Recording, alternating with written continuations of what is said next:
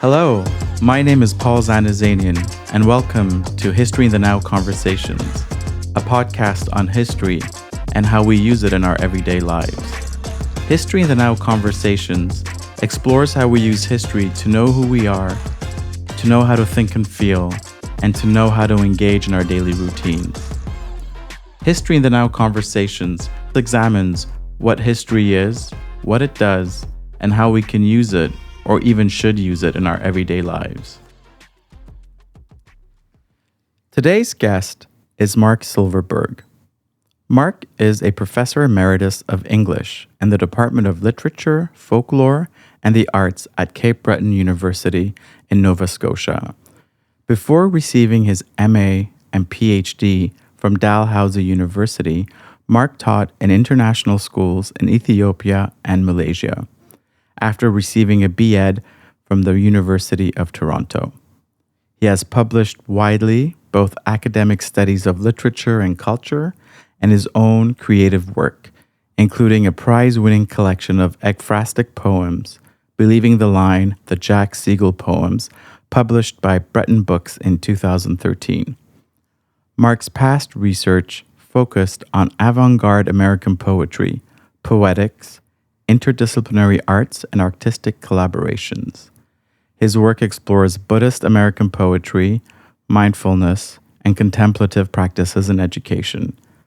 After a recent sabbatical of study and practice in Thailand, Mark is currently completing a mindfulness meditation teacher certification with the Mindfulness Training Institute in Berkeley, California. Mark, welcome, and thank you for coming today. Thanks, Paul. Happy to be here.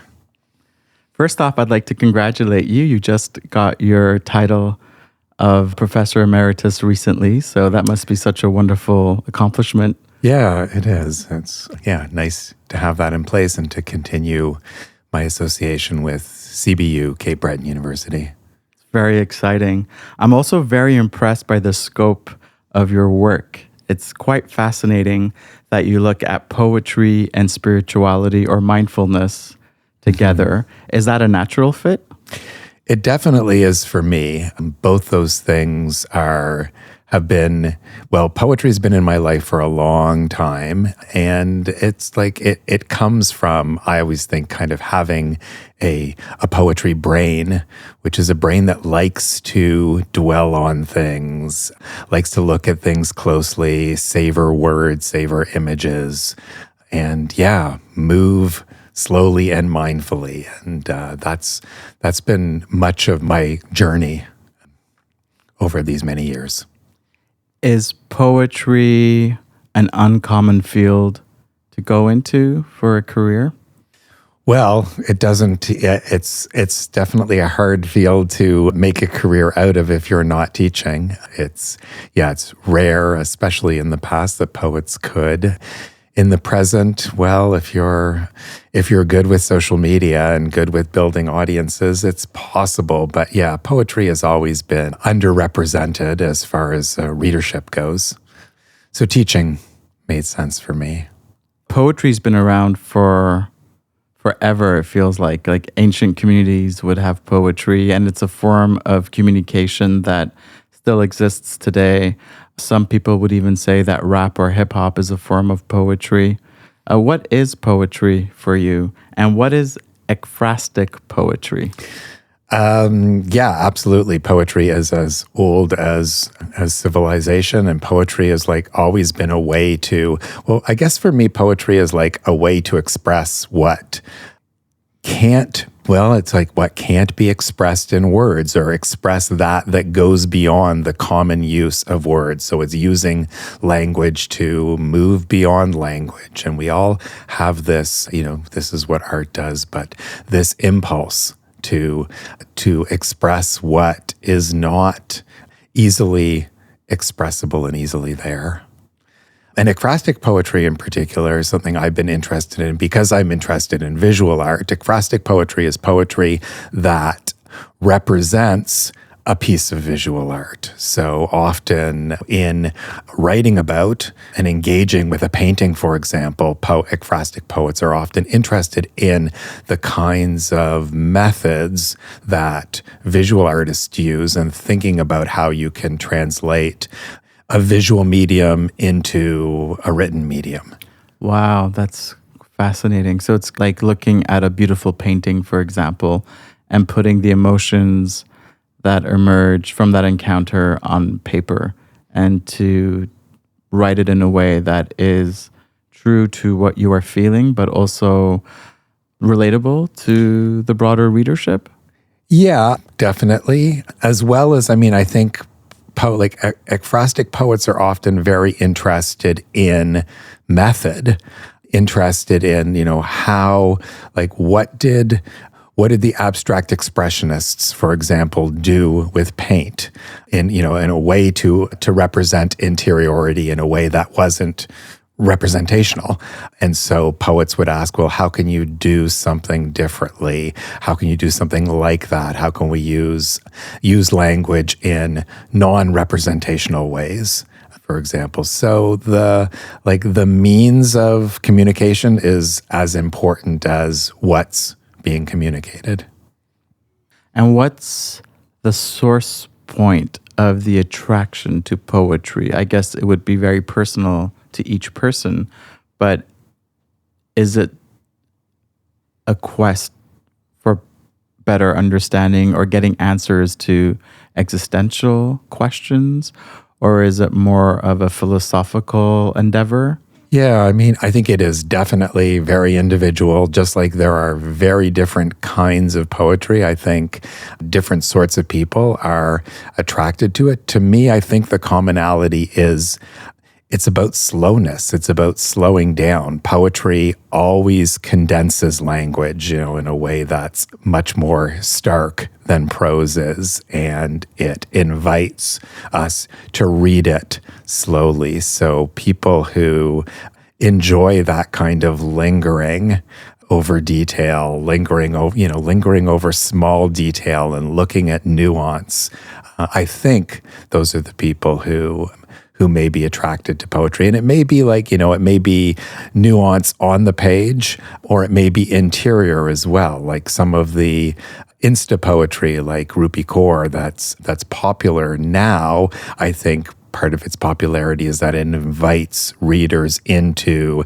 their own interior experience and asks them to dwell on it slowly in a way that our culture and social media and the internet don't encourage that kind of slowing down. I'm just trying to think of links between poetry and spirituality or mindfulness, because you talked about slowing down, but there's also this cognitive facet to slowing down and reading poetry because you're thinking. Whereas with mindfulness or spirituality, if I'm not mistaken, you're trying to remove layers of thinking to somehow arrive at a present state of being, or being present in the here and now. Am I correct in my assessment, or is my question off? Well, no, I think that's sort of interesting ways of putting things. I think, in fact, that the experiences are more complementary than they are dissident. Like poetry is not about figuring out, to me, poetry is not about figuring out a problem. A poem isn't a puzzle. A poem, I say this to my students often, like a poem is more like a piece of music, like a piece of classical music, than it is like a novel or a piece of prose, in that it's inviting us into an experience that often is intuitive, emotional. Metaphor draws us in that way, right? Metaphor allows for these kind of imaginative leaps. Poetry is about the imagination. Poetry is about, kind of in some ways leaving the everyday prosaic conceptual world for a world of intuitions, in the same way that wordless, the same kind of effect that wordless music might have. It invites people into an experience. So that's how I think about poetry. But as I said, definitely lots of different kinds of poems and different kinds of poets, and some does invite more analysis or narrative engagement.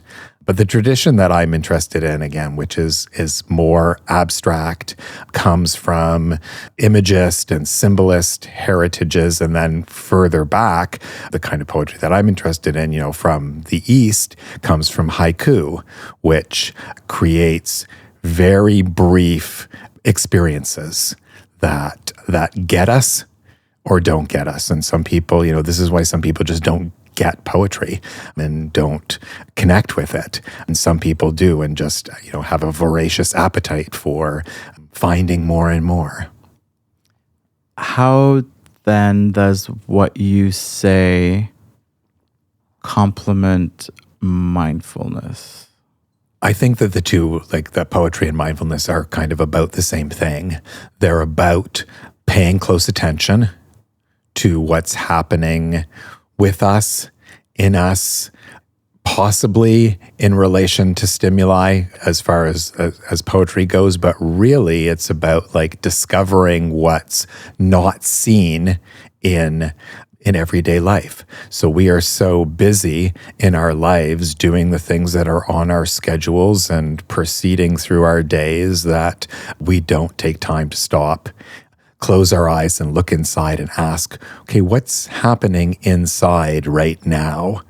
And poetry is, I think, the same kind of invitation. It invites us to look at something small, a small poem, and turn away from the outside world for a minute and say, what's happening right here, right now? Wow, that's quite impressive. Thank you for sharing that. I have one more question before we talk about your life story. What's your take on AI and its impact on poetry? I have a lot of worries about AI. I think my worries kind of stem from being at the beginning of this phenomena, teaching English literature at a university with a lot of international students whose English is not perfect and who are very concerned about grades. So there's a lot of questionable AI use. And that's from my experience, and what I see is AI being a substitute for deep thinking, for any kind of thinking. And that's sort of, why, my transition from university teaching to mindfulness teaching, I always think of it being kind of in a context of the growth of AI, because what's valuable to teach now is really about deep, contemplative, interior thinking, which is the kind of thinking that AI can't do for us. AI can reproduce the kind of thinking that we have evaluated and given grades and credit for in the past in academic courses, all kinds of humanity courses, but it can't have interior experiences, and it can't teach people about their own interior experience. So I think that confluence is important, and mindfulness is an antidote to AI. Yeah, I was about to ask you that. Mindfulness or even poetry would be a response. So what you just said could be a plea for more poetry in our world because of the quote-unquote dangers of AI and its impact on our capacity to think for ourselves. Mm-hmm. Absolutely. And I think, we've seen that happen in the last decades, the interest in spoken word poetry and in Insta poetry, both which, kind of foreground individual voices and that sense of the individual and the individual story and the individual body at the center of an experience is something that people are longing for as, the world becomes more and more digital and more removed in a way. We have less and less opportunity for experience because the convenience of not having to have experiences overrides the pleasure of experience. Yeah, we don't know. There might be a revolution sometime soon, and humans are going to be all about preserving their humanity and being human in the face of all these changes taking place, maybe. Yeah, I hope so. I mean, I think that has a lot to do with, the absolute, like, the increased interest in spirituality in general. Those are the kinds of questions that spirituality of all forms are asking.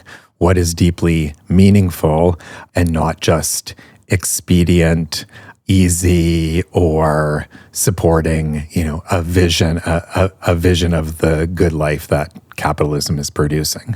So I think, yes, the growth of interest in spirituality points towards that hunger. Thanks for illuminating that. I want to ask you now about your life story. What led you to want to focus on poetry and then mindfulness? Did you have a hard time convincing your parents that you wanted to study literature or poetry? Did you have to fight with them? Was this interest nurtured from a very young age? Yeah, the interest was always there. I remember probably like around 13 years old, I remember asking my mother for a poetry book for Hanukkah. And I didn't know why exactly I was interested in poetry, but like around that time, the interest definitely was starting to grow. And then I remember around that time also reading the autobiography of Jim Morrison of The Doors, who I loved listening to that music. And so it's like, again, I think it's about interiority, it's about imagination, it's about finding a world that's fulfilling beyond the visible world. So like my earlier hobbies as a kid, I was into magic. That's, I spent countless hours perfecting magic tricks, and I was into Dungeons and Dragons and like fantasy worlds. So poetry, like, kind of naturally was to me a kind of natural continuation of those pursuits. And yeah, I feel like I was lucky that it wasn't a time when students were feeling the same kind of economic pressures that students feel now. And so it felt easy for me to go to school and then, go to graduate school later because I just wanted to keep exploring my interests. And I think I knew fairly early that I wanted to teach as well. So that being a reasonably safe, respectable career, I never had any flack from my parents, and they were definitely supportive always of those choices. So yeah, they weren't serious connoisseurs of the arts or literature, but they appreciated that I appreciated it. I love what you just said, and I'm trying to imagine you as a little kid doing magic tricks. Oh yeah, I had a whole business. I did magic. I did parties for kids.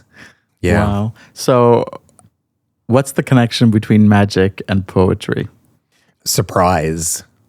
That's, both of them are about that. Both of them are about like discovering the unexpected or being surprised by the unexpected. And I think that's what like a lot of readers of poetry are interested in, though not all. I mean, a lot of contemporary poetry maybe doesn't do that. Rupi Kaur doesn't tend to surprise me, but Ben Lerner does. And it's to me, that's the connection. It's like finding what we didn't expect and seeing that there is more to life than we thought was there. Earlier on, I mentioned that you traveled to certain countries. What led you to want to explore societies beyond North America? It's probably the same answer, now that I think about it. It's like this thirst for change, surprise, adventure, the unexpected. Yeah, that's to me what poetry represents and travel represented, not knowing what's going to happen next, entering cultures and spaces that are unfamiliar and that just work differently. So we don't know what to expect. And certainly at a younger age, that was all very attractive. It definitely becomes harder and harder with aging, I think. Be surprised? To be open to surprise. Yeah. Yeah, there's Oh, that's interesting. a solidifying, I think. Yeah. Oh, that's fascinating. I think that's I think aging can be part of that. Like out of fear? Yeah, I think so. Out of fear, out of the allure of security, of knowing how things are going to work. And yeah, traveling, definitely as I age, traveling gets more difficult and the uncertainties get more difficult. And of course, that's also why I'm practicing and why I practice Buddhism, is because I'm trying to teach myself about uncertainty and about the fact that everything changes and we have no control over that. But the need for control seems to grip more and more with age. Would you say that this is fairly recent, or perhaps this was something that you felt when you wanted to become a magician without you even realizing or being able to articulate it? The fear of the unknown and the link to loving to be surprised. I definitely link that with aging. And I think it's as things become more, as our bodies age, things feel more difficult to do, that for me, that fear increases. And I have to retrain my brain or remind my brain that it likes uncertainty, because it doesn't believe now that it likes uncertainty. I might know philosophically, but the gut instincts can get much more fearful about uncertainty than celebrate it. Wow. And is what you said something sad, or is it something beautiful? I think I feel that it just is. I feel like it's hard. It needs to, it's like that retraining. I feel like my practice needs to be dedicated towards accepting changeability, uncertainty, insecurity, the reality of death, and all of the small deaths that precede that, where we realize that we're not in control. So I feel like there's a steeper learning curve for that now. It's easier probably to accept uncertainty when you're young. One last question before we transition to history. When did you start practicing Buddhism? Could this interest in Buddhism have led to having this fear of uncertainty? I mean, I first started reading about Buddhism in high school, as I was reading, as I was into beat poetry and reading Alan Watts's takes on Zen. And I was very, and other works that kind of inspired the beats, Aldous Huxley and others like that. And so I had a lot of interest at that age. And that's when I first sort of discovered meditation. And then it kind of left my life, left my interests until probably about 20 years ago, when, I was re-inspired by practice and have kind of, dedicated a lot of time and thought to it since then. And I think that as it does for many people who come to Buddhism, it aligns with experience of suffering. This is what brings, this is what Buddhism is about. This is what the Buddha says. He teaches only one thing, suffering and the end of suffering. And this is what I think brings a lot of practitioners to the practice, and has, for 2,400 years. So it was the uncertainty that brought me back to the practice. I think when I experienced it as a teenager, it was more the experience of what Chogyam Trungpa Rinpoche calls basic goodness. It was the experience of like our already enlightened mind. I could see all of that and experience all that easily as a teenager. It feels harder to have glimpses of that, or harder to sustain maybe now. Earlier on, you talked about emotions and you linked it to poetry, and there are definite links to mindfulness and Buddhism, as you just mentioned, through perhaps the notion of suffering and to suffer and to end suffering. Would you say that there is a long history to the human predisposition to emotions, or are emotions always new on the spot? Over time, I mean. That's a fundamental part of being human, and I think different societies at different times have put more emphasis on it, and spiritual practice in general has put emphasis on that, or has drawn on emotion.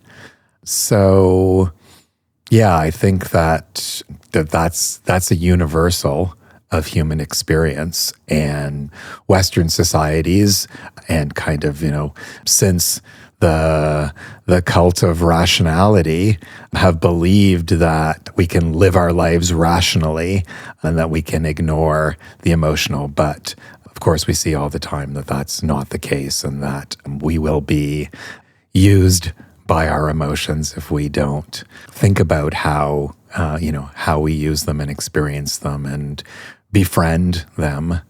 Otherwise, they will drive us to buy things and behave in reactive ways that we realize afterwards aren't skillful.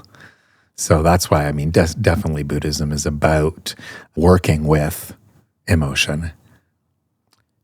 So if emotion is cultural in many ways, based on what you've said, then it would automatically be historical. Is there room for spontaneity? Obviously, emotions do emerge from the spontaneous reactions to life situations. But how does the spontaneity relate to the broader cultural, historical? I don't know if you have any thoughts on that. Yeah, I would suggest that it is that emotions probably are more, universal in quotation marks than they are cultural. How we learn to deal with emotions is cultural, and there are cultures where people learn to more skillfully deal with their emotions. So I think the emotions themselves are primal and not culturally based, but respecting them, paying attention to them, all of that is cultural. And I think that's what, the interest in spirituality now, a growing interest, is about. It's about all of the uncertainty that's being produced by the world in which we live right now, and looking for ways to manage. Thank you. Let's talk history now. What's the first idea or image that comes to mind when you think of history? And why do you think that image comes to mind? I think definitely for me, what the first image that comes to mind is my grandfather. It's like when I think of history, I think personal history, and I definitely I see my grandfather, both of them, my paternal and maternal grandfathers, and it's just an image of them and of their life stories, and kind of maybe that, some kind of chain that I'm a part of. So that's what comes to me. It's personal history. Did they have a difficult life? That's a good question. Yeah, I think they probably did. I mean, they both began, these typical Jewish immigrant stories. They both began with nothing. One grandfather came from Poland, one was born here. And the one from Poland spoke, no English when he arrived. He had some skills as a furrier and began working and eventually, became quite successful. The other one sold pencils door to door and eventually turned that into an office furniture business. So they came from very, very basic means and were both successful. But yeah, I imagine they had difficult lives. I didn't see that as a kid. Yeah. So, but I think that the story of that, the understory, the story of their lives is of growing interest to me. And I think again, that material probably needs to be accessed emotionally.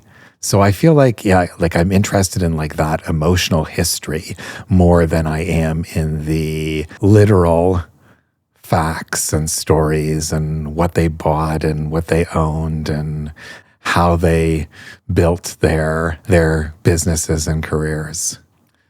Is your fascination with this emotional history related to mainly your grandfathers, or what about your grandmothers? Do they come into the picture too? Yeah, it's an interesting question. I think it's interesting that it's not where my mind goes immediately. And I think it's because of the bridge, because I think of my father and I can see their histories continuing in him and I can see his history continuing in me.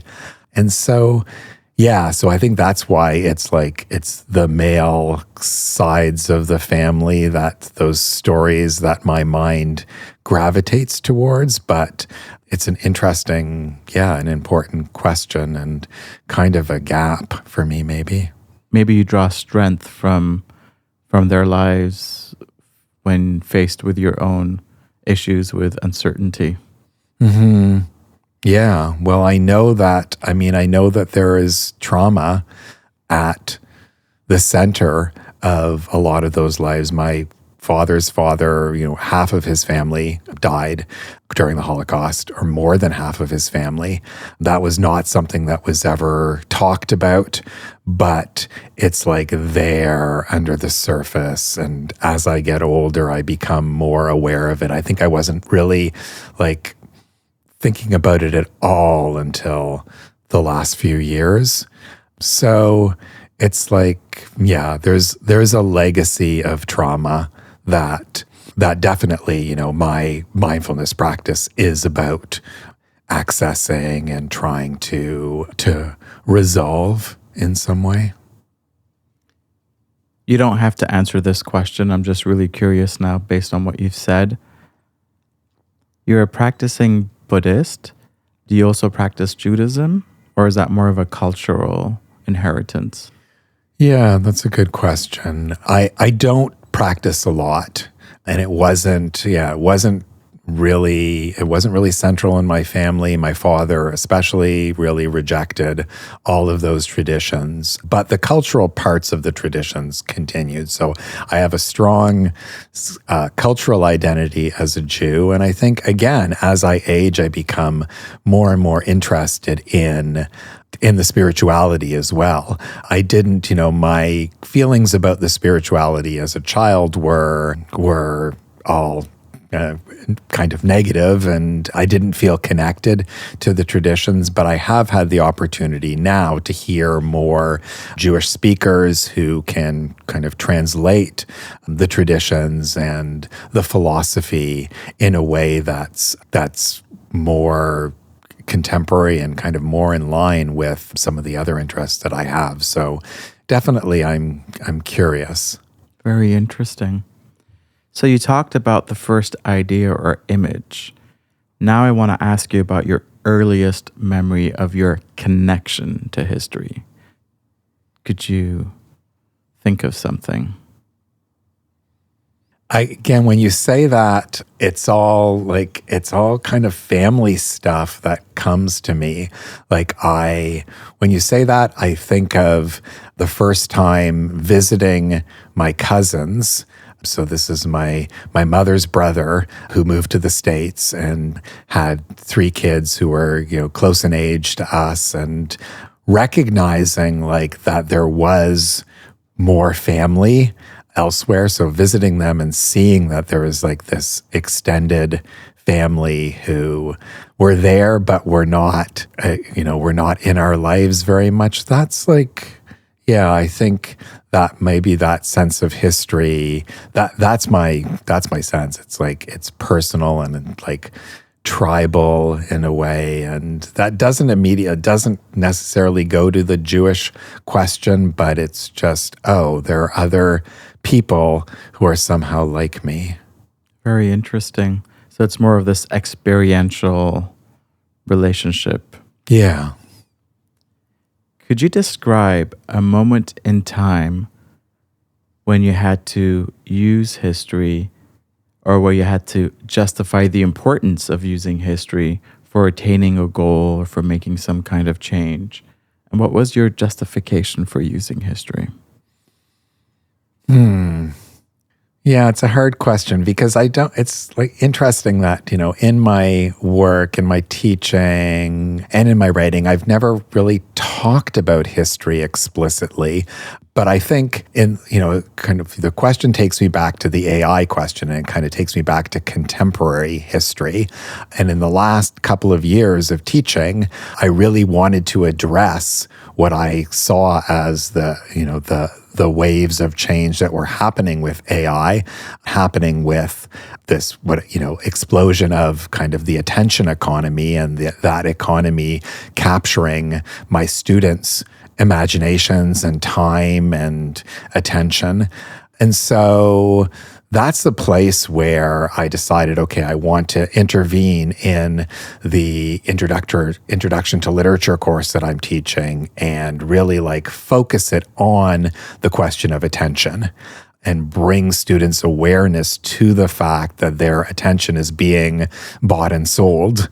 That's something they'll connect with. They understand right away. And then, asking how we can reclaim our attention. So one of the books that I used for that and that I really love is Jenny Odell's book, How to Do Nothing, Resisting the Attention Economy. And so I brought that, I brought that into my course and did a lot of trying to place that work and place other works another very, very different text that we were reading in the same class as Braiding Sweetgrass, an Indigenous author's text that, asks us to look at the history that we are in right now and the way that it's been shaped by and is being shaped by Amazon and Google and others, and recognize that that's not the only way to do things. So I was interested in using history to ask students to look closely at what their world looks like now through their attention, and offering some possibilities about how else it might look, how we might reclaim our attentions from the machines that are there to enthrall us to convenience and consumerism. That's fascinating. I like to believe that we were always historical beings, but our historicity comes into action when we're confronted with life happenings that disrupt the regular flow of our lives. And then we seek to interpret what's happening and try to position ourselves, let's say, for moving forward.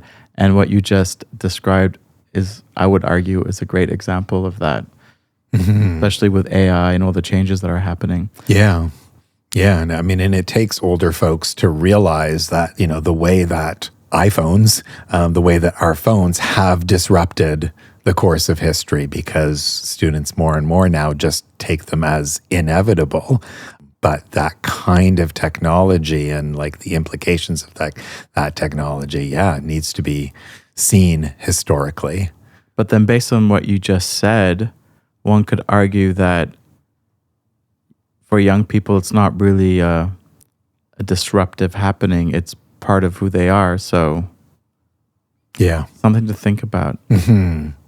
Maybe there's this element where we project our own concerns onto what's happening, because maybe it's really not a disruptive life happening. It's a beautiful heaven sent. Yeah. Well, it seems like it's inevitable, though it really is, but in fact, it's a choice. So the amount that we choose to engage with, with Apple and Amazon and Google and like all of that culture, I mean, that is a choice, but I can see how young people wouldn't see it necessarily as a choice. And I think that was part of certainly the experience of the response I got from students, is there was a lot of frustration with me asking them to think about the attention economy and me asking them to do what Jenny Odell says, to like think about doing nothing. And a lot of students, or some students definitely, were really pissed off about that and thought that doing nothing is a privilege that people who have secure jobs can enjoy, and they can't. They have to do what they're told in order to, get a job. What's the premise or the main argument of that book then, just to provide some context? The premise is that we're being driven by instrumental rationality and driven by doing, that we need to be doing all the time, producing, making. And Odell asks, like, what would happen if we slowed down, if we stopped, if we didn't feel like we had to just keep moving forward and breaking things. So the premise is about slowing down, and students who are like just focused on getting the best grades they can so they can get into the best schools and get the best jobs were annoyed by that suggestion. No, I can imagine, for sure. Interesting. So let's try to bring everything you said about history together, and based on what you proposed, what do you think history is, and what does it serve to do? That's a really big question. I know. I feel like I need to close my eyes for that question, because I mean, it just, I think my answer is going to take me back to my orientation about looking inside. I think that's why, when you asked me about history, my images were family oriented. I think, history is about understanding our place in the world. I think I see it from a pretty individual perspective in some ways. I think that's where my mind goes. It's like, what is my place in the world? What do I have? And based on that, based on my experiences and based on the things that I've had the opportunity to see and do, what can I offer to the world? What could I offer to students? What can I offer to people?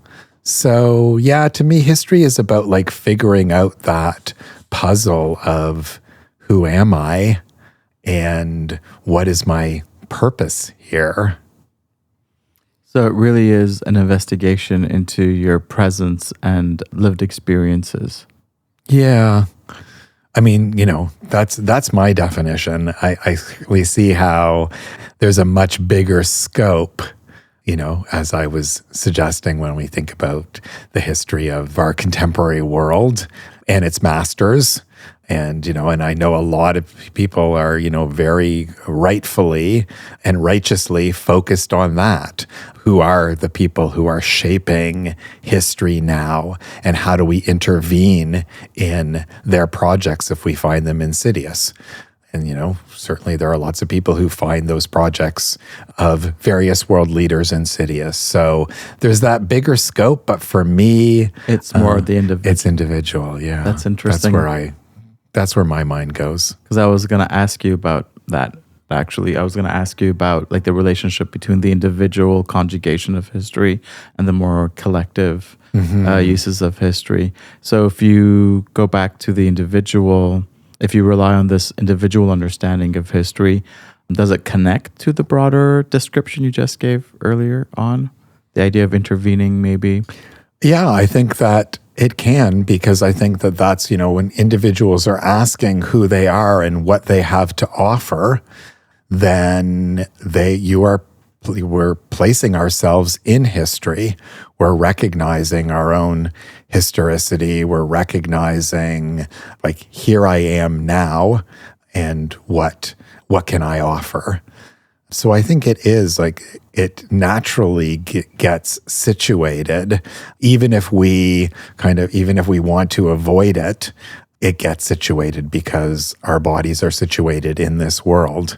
So yeah, I think it's inevitable, but it's not the prime mover for me. It's not how I begin kind of looking at history. I think I begin inside, and then that builds out. So what role does poetry play in history or doing history? Yeah, well, it's definitely, like, I think played a hugely important role in that, like, every generation, this is what, I mean, I think of poetry and I think of the avant-garde. I think of, like, the leaders of intellectual, emotional, intuitive ways forward. So poetry is about that, like, is about pointing to a way forward, even when it doesn't know that it's doing it. And so it opens doors, it clears a path. Like, that's what the image of the avant-garde is, the shock troops that prepare the way for the army that follows.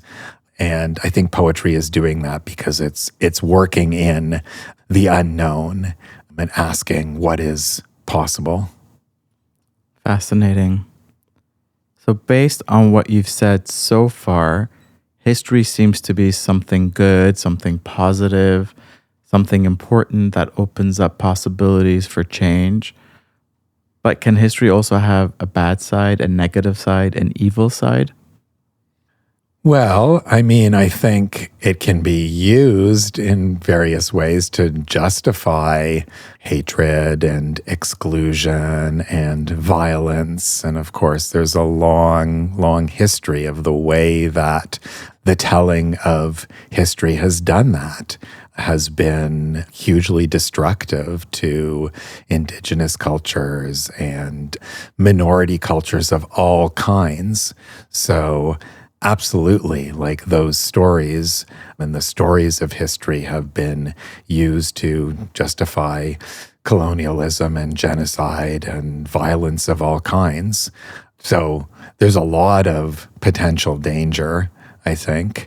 And maybe in some ways that, by beginning with the individual, maybe there's a possibility of mitigating that. But societies can't really, well, I don't know, I was going to say we can't. Everybody doesn't begin with the individual, though. I mean, it's individuals who, if we look at Donald Trump's history, the histories of his traumas is being now played out in large scale. So we're seeing the potential destructive nature of it. But yeah, I mean, we can trace that in a way back to an individual. But that gets caught then in the mechanisms of history, which are so much bigger than any one individual. Earlier on, you talked about metaphor, and you contrasted it to prose or narrative. So if history is a narrative, then what can metaphor do? Is it through metaphor that we can have possibilities for change? Yeah, that makes sense. I mean, metaphor is like a break. It's a leap. It's instead of following the logic of narrative, it puts together two things that seem dissimilar. And so, yeah, it asks us to step in another direction. And that's what, I think that's what avant-garde art does all the time. It says, okay, well, this is the way we've been making art. This is the way we've been seeing things. Well, what if we just turn in another direction and step in another direction and move beyond? So, yeah, I think metaphor is connected to genius and connected to change and connected to possibility. And without that, feels like there's little hope. Those things to me are absolutely connected to hope for the future. And what about mindfulness or spirituality? How does that fit into the equation? That is what encourages us to pause, to ask, the kinds of questions that we're asking here today, for people to ask them on an individual level, or for, your podcast is doing this, inviting people to think about history and the directions we're moving in. And that's ultimately what mindfulness is about. It begins like in the individual body. And so when we're mindful of our bodies, we're mindful of our thoughts, we're mindful of our emotions. But yeah, ultimately that's going to lead out and allow us to be, mindful of our place in larger groups. And a sangha, which might be a small group, or it might be, a much larger group of the city or country that we live in, and how those individuals might work together. Thank you for your compliment for comparing the podcast to a starting point for mindfulness. Thank you so much. That's very kind. Mm-hmm. And are there any final thoughts you wanted to share about any of the items we discussed? How do you feel right now? I hope that this has opened the door a little bit. I feel like more comfortable, I know, when I see history at the individual scale, but also see how it can open up. But yeah, it would be great if anything I've said opens a little bit of a door for somebody who wants to walk through and look at some aspect of their life or their history more closely. Mark Silverberg, thank you so much. Thank you.